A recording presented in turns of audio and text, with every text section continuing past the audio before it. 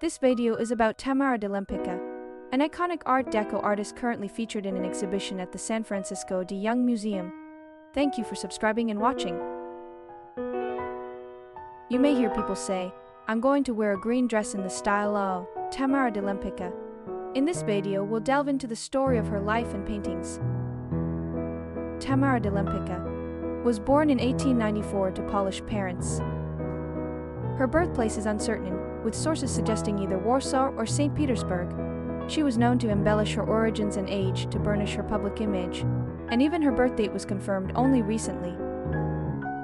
As a child, Tamara traveled extensively with her wealthy grandmother throughout Europe following her parents' divorce. She cultivated her artistic talent by observing artworks and taking drawing lessons, while her grandmother gambled at casinos. In her early 20s, she married the Russian aristocrat Tadeusz Lempicki, adopting the aristocratic surname de Lempicka that we know today. Doesn't Tamara de Lempicka look just like the wealthy daughter, Daisy from The Great Gatsby? How did someone who seemed to have everything become a painter? Let's explore that. Shortly after her marriage, Tamara gave birth to a daughter, Kazette. Soon after, however, the Russian Bolshevik Revolution erupted, and her husband was imprisoned. Tamara and her daughter fled to Paris. She sold her jewels to support them and eventually managed to free her husband from prison. It is said that she offered other favors as well as bribery to release her husband from the prison. With the help of the Swedish consul, she was finally able to rescue her husband. It is difficult for those who have never experienced a major war or revolution to even imagine such circumstances. Living in Montparnasse in Paris, Tamara took painting lessons and worked to sell her art. This painting, depicting the streets of Paris during World War I, seems to convey the hardships of that time, yet her signature use of cubism is well depicted. The beautiful blue and gray gradations of this painting provide a glimpse into her challenging material circumstances during this part of her life. The depiction of bookshelves and cabinets suggests this might be her apartment or a painting studio. It's fascinating to see how her characteristic green tone colors, exaggerated facial features, and eye expressions were already developing in her early works. The exhibition at the de Young featured many portraits from this period, the 1920s and 1930s. One interesting aspect was the inclusion of stylized cityscapes in the backgrounds of the portraits.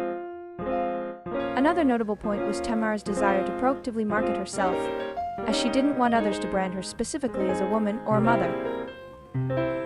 Let's look at some paintings from this period.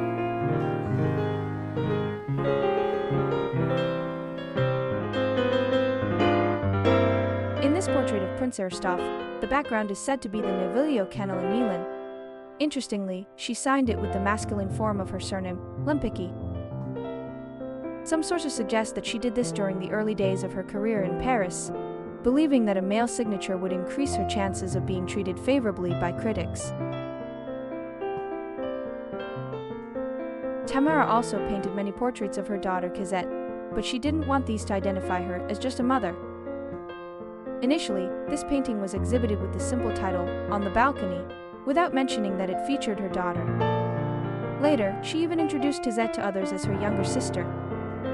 Ironically, this very painting, featuring her daughter, was one of her early masterpieces that brought her fame and commercial success. Following the success of this painting, Tamara frequently painted her daughter. In this painting on the left, she depicted Tizette receiving her first communion. Some interpretations suggest that, due to the anti-Semitic atmosphere at the time, Tamara and her husband may have used Catholic imagery to conceal their Jewish identity. In fact, Kazette has no memory of receiving her first communion.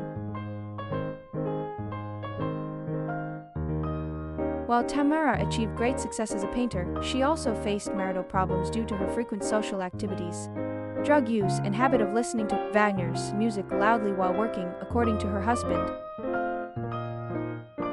All of these issues seem to be related to a dopamine-seeking lifestyle.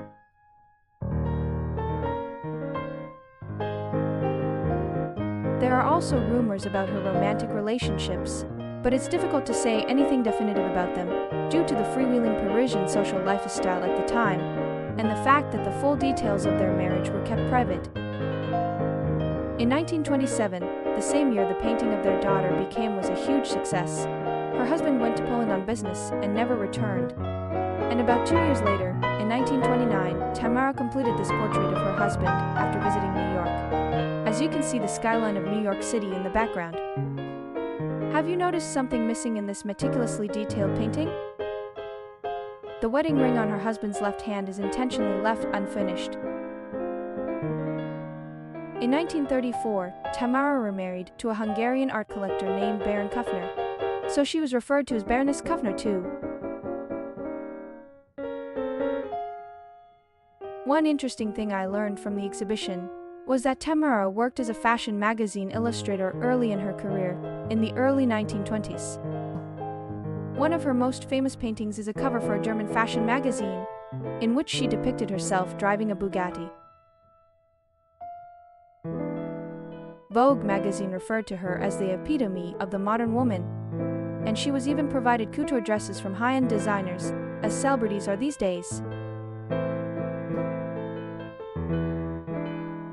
Next to the magazine covers, there was a portrait of her in the famous green dress, along with a 1930s green silk dress by the designer who had provided her couture dresses.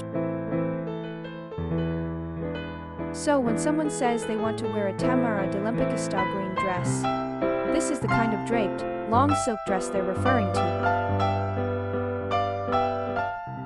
While her aristocratic background and upbringing undoubtedly differentiated her from most other people, Tamara de Lempicka was clearly a hardworking and ambitious individual who actively designed and marketed her own success. She sold her jewels when she needed to, worked as a magazine illustrator, and was the jazz-age equivalent of a dopamine fiend in both work and socializing.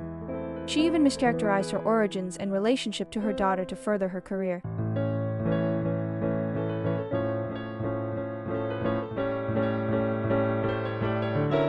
The exhibition featured many beautiful portraits, showcasing the confident expressions, glamorous figures, and vibrant, colorful fashions of her subjects. It was truly a wonderful exhibition filled with stunning artworks.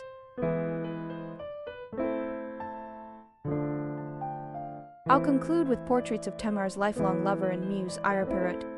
The one on the right is from 1923, and the one on the left is from 1931. Thank you for subscribing and watching.